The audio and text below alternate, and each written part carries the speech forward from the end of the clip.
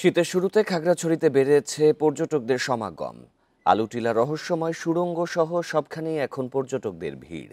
যাতায়াতের সুবিধার কারণে সাজেকে যাচ্ছেন অনেক পর্যটক। এরই মধ্যে অধিকাংশ হোটেল কটেজ বুকিং হয়ে গেছে।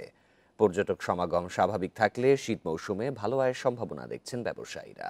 পর্যটকের উপস্থিতি বেড়েছে রাঙামাটিতেও। এ নিয়ে আরও জানাতে সেখান থেকে যোগ দিচ্ছেন সহকর্মী হিমেল চাকমা।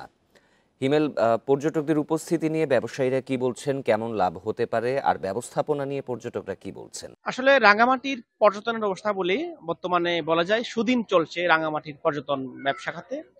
আমরা দেখতে পাচ্ছি যে প্রতিদিন কিন্তু রাঙামাটিতে প্রচুর সংখ্যক পর্যটক কিন্তু আসতেছে।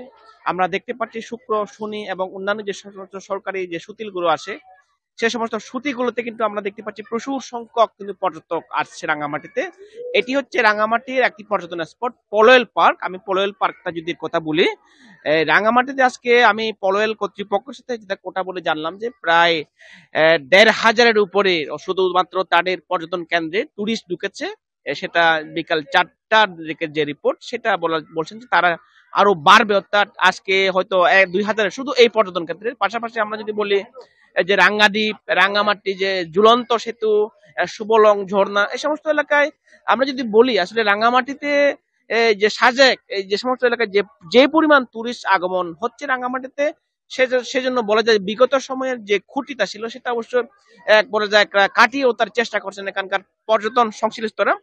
তো রাঙ্গামাটির যে পর্যটন যেহেতু ছুটি, বর্তমানে স্টুডেন্টদের পরীক্ষা শেষ হয়েছে, তো আমরা দেখতে বিভিন্ন পিকনিক পার্টি, আনন্দ ভ্রমণ, শিক্ষা সফর থেকে শুরু করে সব জায়গায় কিন্তু আমরা দেখতে রাঙ্গামাটির পর্যটন স্পট গুলো কিন্তু পর্যটকের কানায় কানায় পূর্ণ।